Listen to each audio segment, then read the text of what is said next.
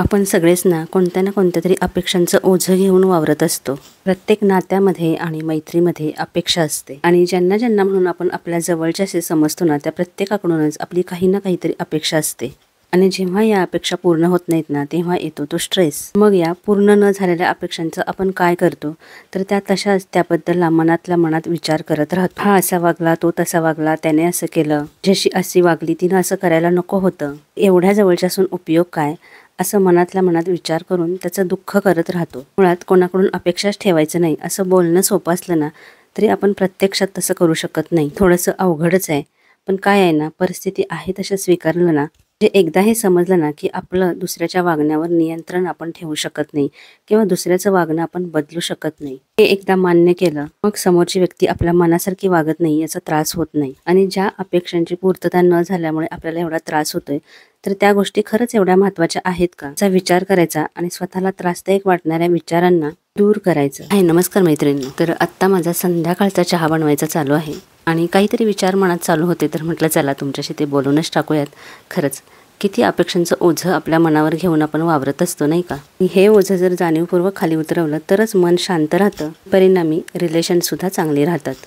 संध्याकाळची वेळ आहे, मी चहा बनवते आहे आणि सध्या दिवाळीचे प्रिपरेशन चालू आहे। सगळ्यात महत्त्वाचं काम म्हणजे क्लिनिंगचं, तर सगळं पूर्ण घर हे क्लीन करून झाले तर खरंच एवढं रिलॅक्स वाटतंय ना, हेच खरं तर मोठं काम असतं। आता पुढची प्रिपरेशन करायची आहे ती म्हणजे फराळाची तयारी, त्यासाठी आधी सामान आणायला पाहिजे, त्याची लिस्ट करायला पाहिजे। तर म्हटलं चला आधी आपण चहा घेऊयात। चहा ठेवला तोपर्यंत दिवसांपासून नवीन कप आणले होते, तर म्हटलं ते इथं लावून टाकूयात। हे जे जुने आहेत तर ते काढून टाकूयात। खरं तर हे कलरफुल कप आहेत ना, तर ते सुंदर दिसत आहेत इथं, तरी पण मला अशी सतत ना काहीतरी चेंज करायची सवय आहे, त्याच्यामुळे मग मी मधून असे चेंजेस करत असते। तसे बदल आपण घरामध्ये केले ना, अगदी छोटे छोटे, तरी सुद्धा आपल्याला खूप फ्रेश वाटतं। पूर्ण किचन व्हाईट आहे, त्याच्यामुळे मग मी हे कलरफुल कप ठेवले होते आणि आधीचे तुम्ही बघितलेले ते सुद्धा व्हाईटच होते आणि हे सुद्धा व्हाईटच आहेत। घरामध्ये ना नेहमी चांगल्या वस्तू ठेवाव्यात, म्हणजे तुटक्या फुटक्या चेपलेल्या अशी भांडी घरामध्ये ठेवू नये। थोडीशीच भांडी असली तरी चालतील, पण ती चांगली असावीत। ही जणींना काय सवय असते की चांगली जी भांडी वगैरे असतात ना, तर क्रोकरी सेट वगैरे, तर तो आत ठेवून टाकतात, कधीतरी पाहुणे येतील मग त्यांना द्यायला। आणि स्वतःसाठी रोजच्या वापरासाठी मात्र जुनी कसली तरी भांडी असतात तर ते वापरत असतात।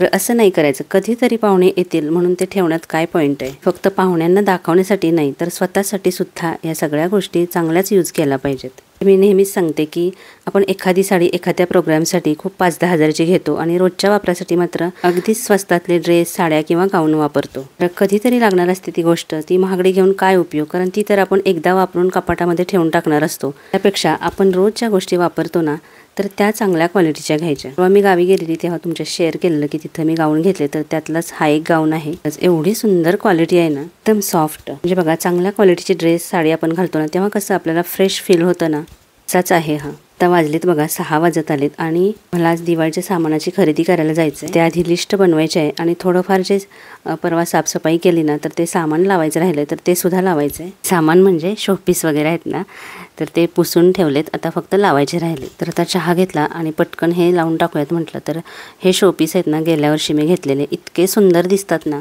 मी नेहमी असे शोपीस वगैरे असतात ना, तर ते वॉल माउंटेड घेते, भिंतीवरती अडकवायचे, म्हणजे त्याला जास्ती जागा पण लागत नाही, सारखं उचलून सुद्धा ठेवावं लागत नाही आणि आपलं घर सुद्धा सुंदर दिसतं। च्या पूर्ण घराला व्हाईट कलर दिलेला आहे, आता थोडासा जुना झालाय खरं, 2 वर्ष झाली कलर देऊन, पण तरी सुद्धा व्हाईट कलर असेल ना, तर घर दिसायला सुद्धा मोठं दिसतं आणि सुंदर सुद्धा दिसतं। व्हाईट कलर असेल तर मग आपण आपल्याला हवे तसे शोपीस लावू शकतो।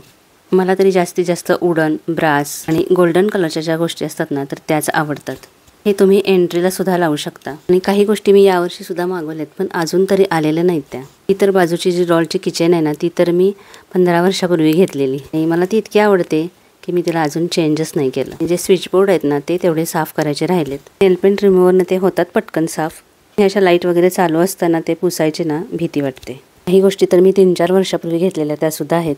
आणि दिवाळीमध्ये घर असं छान डेकोरेट केलेलं असलं ना, की आपल्याला सुद्धा खूप छान फ्रेश व्हाइब्स मिळतात। म्हणतात की आपण काय बोलतो ते आपलं घर सुद्धा ऐकत असतं, म्हणजे वास्तू तथास्तु म्हणत असते। त्यामुळे नेहमीच घरामध्ये छान विचार करावेत स्वतःबद्दल आणि इतरांबद्दल सुद्धा। आपलं घर सुद्धा आपण स्वतःला कसे छान ठेवतो, तसंच आपल्या घराला सुद्धा ठेवावं।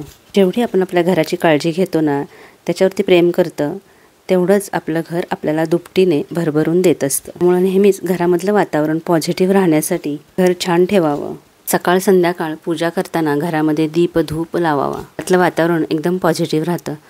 तर चला आता मी लिस्ट करते आहे. दिवाळीला जो फराळ बनवायचा आहे ना, तर त्यासाठी लागणाऱ्या सामानाची लिस्ट. तर मी काही सगळेच फराळाचे पदार्थ बनवत नाही, पण जे रेग्युलर आपल्याकडे खाल्ले जातात म्हणजे लाडू, चकल्या, शंकरपाळ्या, चिवडा हे तरी घरीच बनवते आणि तेही जास्त प्रमाणात नाही बनवत. एकटे जेव्हा आपण हे सगळं करणार असतो ना, तेव्हा खूप दमछाक होऊन जाते. पण हे पदार्थ तरी घरीच बनवावे. ही जी दुसरी मोठी लिस्ट दिसतीये ना, तर ती नेहमी आपल्याला महिन्याला जे सामान आणायला लागतं ना, तर त्याची लिस्ट मी एकदा तुमच्याशी व्हिडिओ शेअर केलेला, त्याच्यामध्ये शेअर केलेलं की महिन्याला आपल्याला किती ग्रोसरी लागते तर ते व्यवस्थित लिहून काढायचं. अशी एक लिस्ट बनवलेली असली ना की मग आपल्याला सामान आणताना फारसा विचार करावा लागत नाही किंवा एखादी गोष्ट विसरत नाही. आता या लिस्टच्या व्यतिरिक्त दिवाळीच्या फराळासाठी जे सामान लागणार आहे ना जास्तीचं, तर ते मी असा विचार करून म्हणजे ते पदार्थ समोर डोळ्यासमोर आणून की किती लागेल आपल्याला. तर बेसनचे लाडू बनवायचे आहेत तर 1 किलो चणा डाळ ही दळून आणते. एवढे लाडू नाही बनवत, पण बेसनचं पीठ घरामध्ये दळलेलं असलं ना मग कितीतरी पदार्थ बनवण्यासाठी त्याचा उपयोग होतो.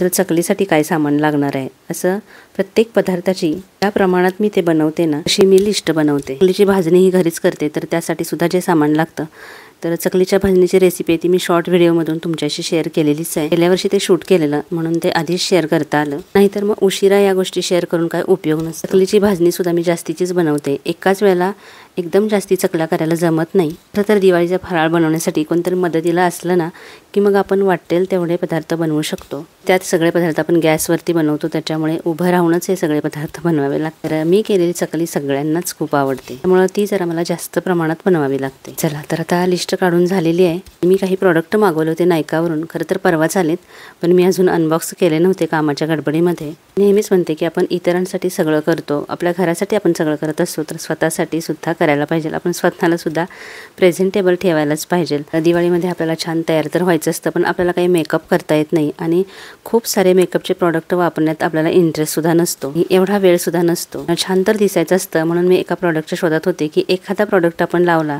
छान मेकअप केल्याचं पण फील येईल, म्हणून मग मी ही स्ट्रोब क्रीम मागवलेली आहे फेसेस कॅनडाची. खूप दिवसांपासून मला कॉफी कलरची एक लिपस्टिक हवी होती, शुगरची मी मागवलेली आहे.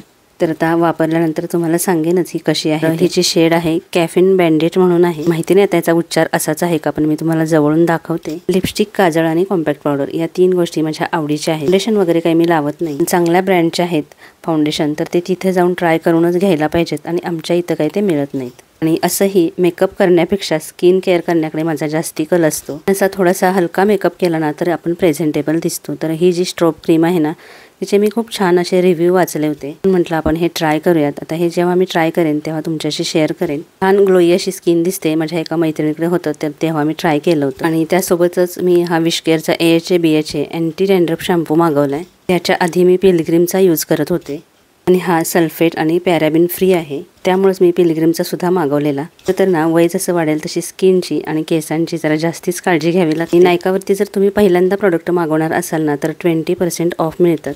त्यामुळे जर तुम्ही आत्तापर्यंत मागवलेले नसतील ना तर नक्की मागवा, किंवा तुमच्या अकाउंटवरून जर मागवले असतील तर घरातल्यांच्या इतरांच्या मागवायचे, म्हणजे ज्यांनी आत्तापर्यंत काही मागवलं नसेल तर त्यांची जर फर्स्ट ऑर्डर असेल ना तर नायकावरती फर्स्ट ऑर्डरला 20% ऑफ आहे. हा छान शायनी असं दिसतंय. तर ही शेड आहे लिपस्टिकची.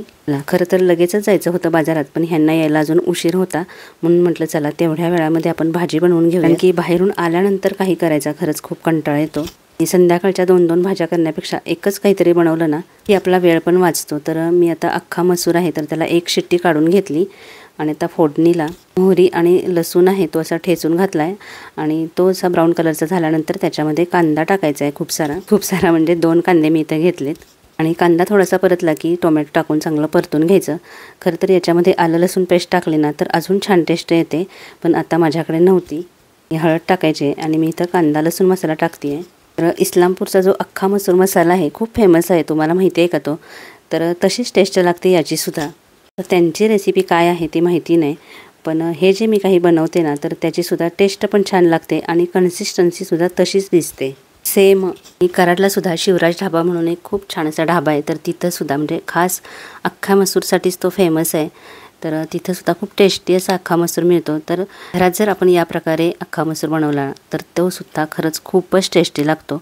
फक्त तुम्ही बनवताना याच्यामध्ये आलं लसूण पेस्ट नक्की टाका. ह्यांना ऑफिसमधून यायला खूपच उशीर झाला, वाजलेत किती बघा. आणि आता काही पण करून हे सामान आणण्यासाठी गेलंच पाहिजे, कारण की मग जसं जसं आपण उद्यावरती काम ढकलत जाऊ ना तसं तसं उशीर होत राहतो. म्हणून म्हटलं चला पटकन जाऊन तेवढंच सामान घेऊन येऊयात. तर आमच्या इथे चिपळूण बाजार म्हणून आहे, तर तिथूनच मी सामान घेते.